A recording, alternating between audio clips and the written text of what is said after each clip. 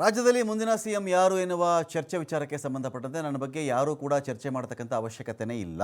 Party ಏನು ಹೇಳುತ್ತೆ ನಾವು ಒಟ್ಟು ಕೆಲಸ ಮಾಡ್ಕೊಂಡು ಹೋಗ್ತೀವಿ ಅಂತ ಹೇಳಿ ಯಾರು ಚರ್ಚೆನೇ ಮಾಡಿಬಿಟ್ರಪ್ಪ ನನ್ನ ಬಗ್ಗೆ.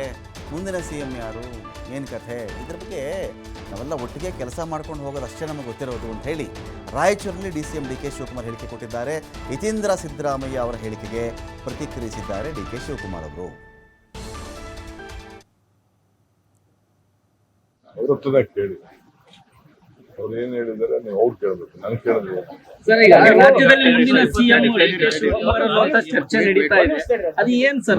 ನನಗೇನು ಅವಶ್ಯಕತೆ, ಯಾರು ಚರ್ಚೆ ನನ್ನ ಬಗ್ಗೆ ಚರ್ಚೆ ಮಾಡೋಂತ ಅವಶ್ಯಕತೆ ಇಲ್ಲ.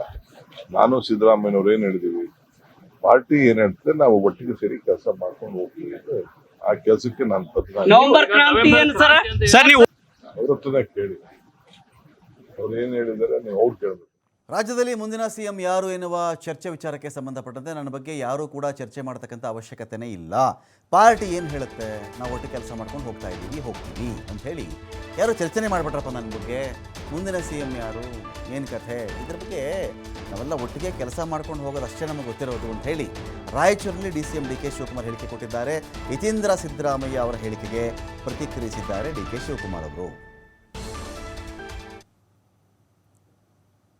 ಅವ್ರ ಹತ್ರನೇ ಕೇಳಿ, ಅವ್ರು ಏನ್ ಹೇಳಿದಾರೆ ನೀವು ಅವ್ರು ಕೇಳಬೇಕು, ನನಗೆ ಕೇಳೋದಿಲ್ಲ.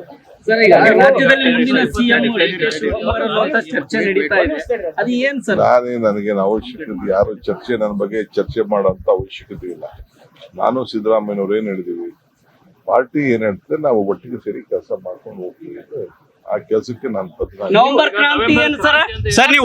ಅವ್ರ ಹತ್ರನೇ ಕೇಳಿ, ಅವ್ರು ಏನ್ ಹೇಳಿದಾರೆ ನೀವು ಅವ್ರು ಕೇಳಬೇಕು.